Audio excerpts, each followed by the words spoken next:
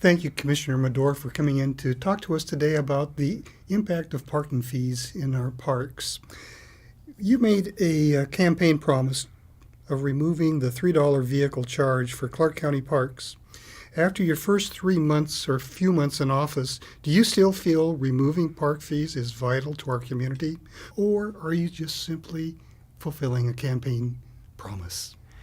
Several individuals have said, well, it's just a campaign promise. And when you find out what the facts really are, people make uninformed campaign promises, so it's okay to back down from that. And in reality, what they're really saying is that you're saying something like a gimmick or like a trick to get elected. And that's really the farthest thing from the way it ought to work. Anybody who's going to run for office can envision a smarter solution, can envision, cast a vision for a better quality of life. And that was real in my case. You want to find out what am I going to be doing? What I'm already doing? Look at my campaign site. I laid out that vision. Now that we have the facts, now that we can see, is this possible? Not only is it possible, but it is the right thing to do.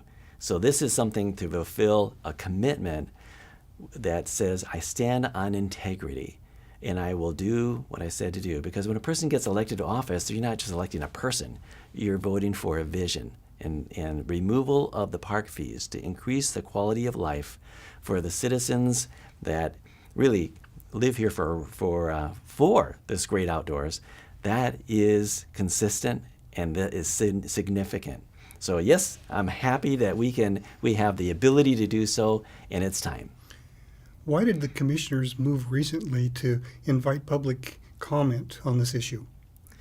The park fees actually went through a formal process, actually put this into code, and anytime a process gets put into code, where it says this is defined by, really code is another word for law, in order to change that or undo that, you need to go through the same formal process. You have to actually provide a 10-day notice and then invite the public in to have a hearing where the commissioners can actually hear from everyone who has a voice on this, and that fulfills the lawful requirement of the process to actually remove those fees.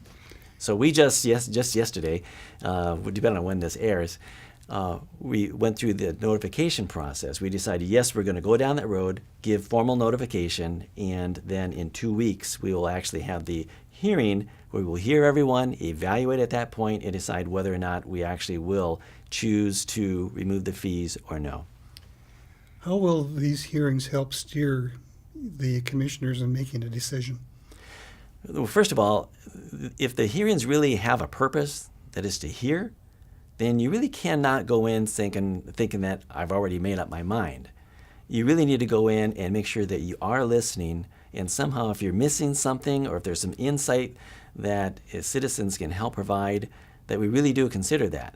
And then at the end of that session, that hearing, if you feel like, okay, I've heard everything and I understand what the pluses and minuses are, the consequences, then at that point you can cast a vote, and it only takes 2 votes to do anything with 3 commissioners. Hopefully we'll have a unanimous vote, but it only takes 2, and then you can actually implement it and say, okay, we remove them. And within a matter of days, if even that long, the fees will be removed.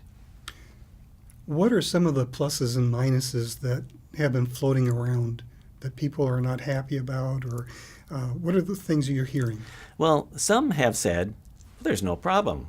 We like the fees. In fact, fees support the parks. Fees are an income revenue generator, and the county can do more stuff with it.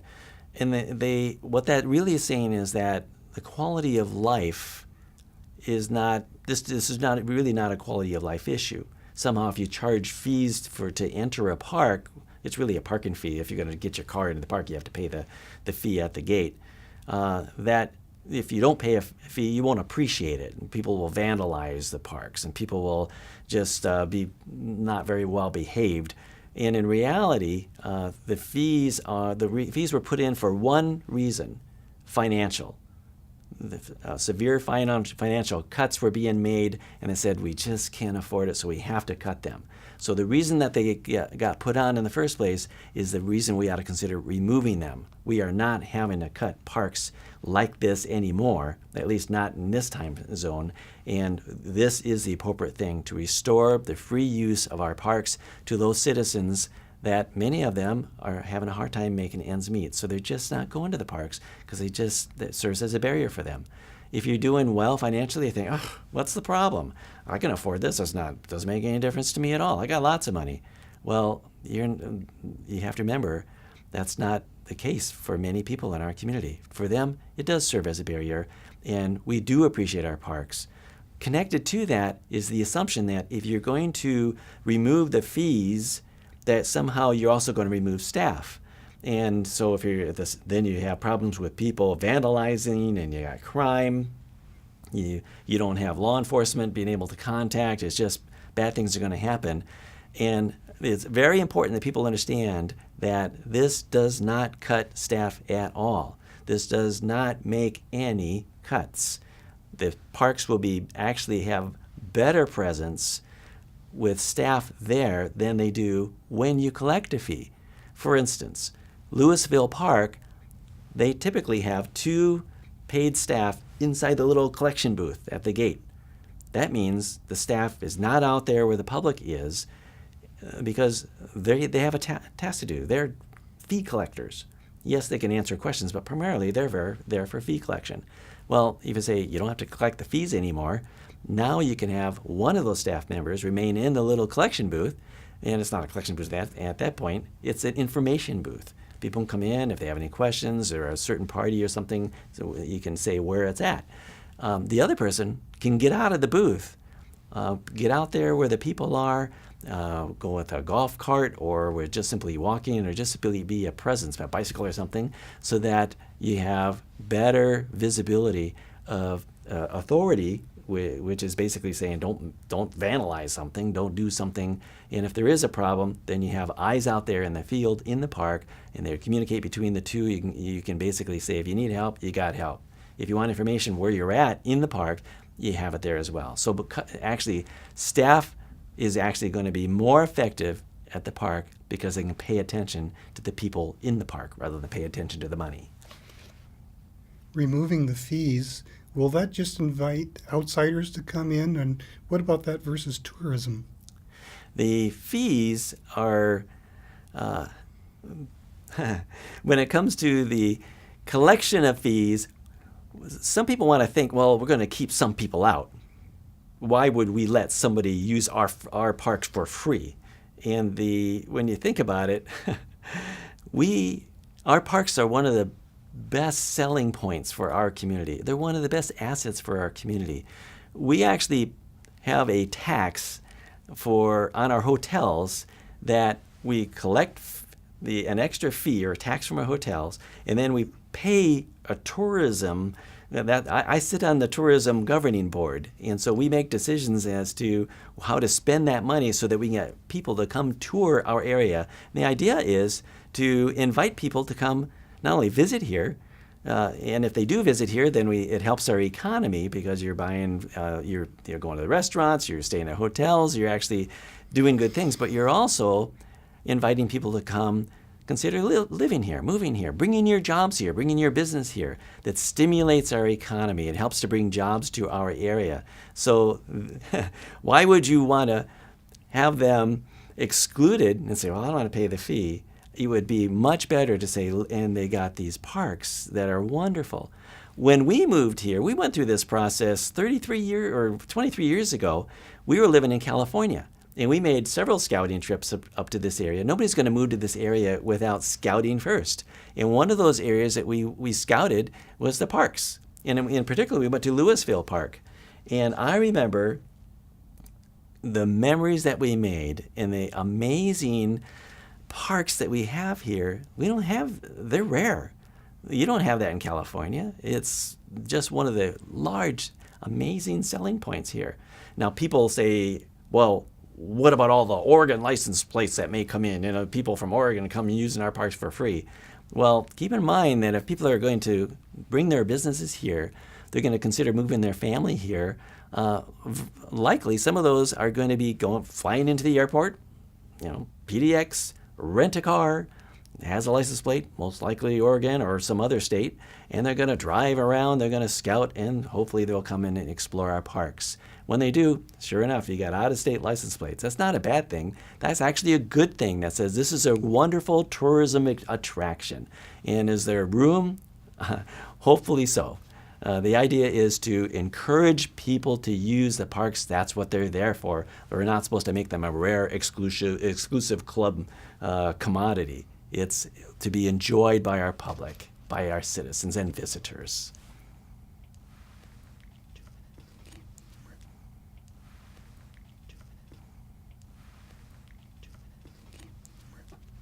The county staff say by removing park fees, the county would have to pay an estimated $325,000 out of the general fund. What will that significantly impact other programs? If you look at the whole year of how much gross revenue has been collected from all the parks and all the boat launch facilities, in other words, the parking fees apply to county parks and county boat launch facilities. And you look at what is the total of all the dollar bills and all the $3 checks that have been collected for the full year 2012, it was about $325,000. Well, that's the gross revenue. Now, typically, businesses it costs business more than $3 to cash a $3 check. And government has more overhead than business, not less. So it's most, the net income, I really doubt whether or not we're actually gaining instead of losing when we start collecting $3 checks from the public, because you have accounting staff, auditing staff, financial staff, mailing, you've got printing, and all of that overhead, that's not even included in this. So this is the gross amount. So can we afford it? This is just the gross revenue. And from that, you'd have to subtract all that overhead of enforcement and all the rest of it. And so can we afford it? Well, that's where the numbers and the graphs ought to speak for itself. So in order to answer that question, we should show where is the general fund and what is the proportion of this compared to the overall. So our general fund has $144 million in it. And that's the annual amount of expenditures, revenue and expenditures for the general fund. And if you look at the net amount of this $325,000 compared to $144 million, it's a tiny slice of the pie. Every dollar is significant. So we don't want to say, oh, it's nothing, I'm going to blow it. No, we want to make sure that we are good stewards over all of that. But still, the question is, can we afford to increase the quality of life with that price? And in this case, well, the number should speak for itself. Not all of the general fund is discretionary. In other words, there's there's 38 million out of the 144 that is spoken for items that we just need to have that. Yeah, but there's 106 million of that annually that is discretionary. In other words, we decide what are we going to use that for. So to scale, if you look at the park fees, it's a 0.31% of the discretionary amount, which is, less than 1%. So the significance, that's where the numbers ought to speak for itself.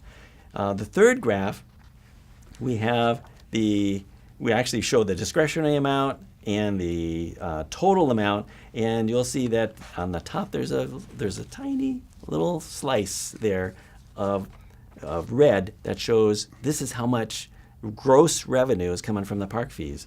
And so the question is, can you afford it?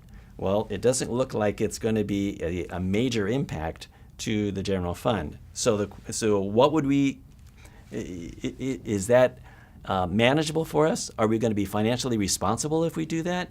Well, the answer is yes. It looks like we can afford this. It's not like 1/3 or 1/2 or 10%. It's less than 1% of the budget. So the argument that we can't afford it financially, it speaks for itself. No, that's not a valid argument. Yes, it is a benefit to our community, and I believe it is worth the quality of life. Some individuals will say, well, it's not a problem. I haven't heard anybody complain of parking fees at the park. Why would you try to solve a problem that doesn't exist? And what I think is that they're just simply not in touch, because this is a hot topic for many people. If you go to the parks, quite often there are a lot of empty spaces there because people just aren't frequenting those parks. We do sell annual passes for the parks. The full price for that is $40 each. Some people have already bought those, about 400 or 500 people. So what do you do with those? Well, if anybody who wants to turn in their annual pass and say, oh, I want full credit, well, yeah, you can do that. Go ahead and turn it back in. If we do this, the plan is if people already bought those passes, they can turn it back in and we'll write them a check and say, there's your money back. But you can also say, I believe in my parks, consider that a contribution to support our parks, so you can keep it, and that way everybody, that benevolence helps everybody. So is it financially viable? Absolutely. In closing, there are concerns that removing the fees will allow crime to increase in the parks. What do you think? Well, the assumption there is if you remove the fees, that somehow you're removing the staff. And so the problem is removing the staff. Are we doing that? No. So we're actually improving the presence of park staff, so the crime actually should decrease if there be any. The plan is not to cut back operation and maintenance. The plan is not to close the parks part of the season.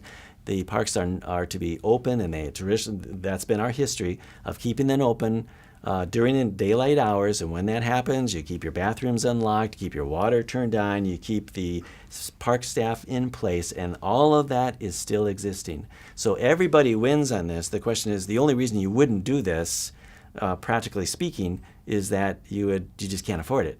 We pay $1,000 per year for every man, woman, and child in this county to the county. And so is there any such thing as a free lunch? No, this is not a free lunch. We've already paid for it. We do pay taxes to this county, and this is one of those, what I consider to be a crucial service. This is a benefit. This is one way that county government can serve our citizens better. It would be so refreshing that finally we get something back from our tax dollars, and this is one way to do it. Now, there are other important issues and other priorities that we need to hit. This is just one of the nice benefits. Finally, county government's getting better. We get to enjoy something that we were kind of held out before. The other priorities are we need to be able to make sure we have smarter transportation solutions. We can hopefully build a third bridge. We can widen our roads. We can remove the impact fees and the very high permit fees that are causing the jobs crisis in this area. Open the floodgates for local private jobs. Unleash free enterprise. All of those things we are also working on. Park fees is just one of those really easy ones. I wish that they were all as easy as this one, and I believe that we'll get buy-in with the rest of the community here. And this is one of those things where I look forward to everybody just cashing in on this benefit that we're all paying for as part of our county government. Thank you, Commissioner Madore, for coming in to talk to us today about the parking fees in our county parks. My pleasure. Thank you.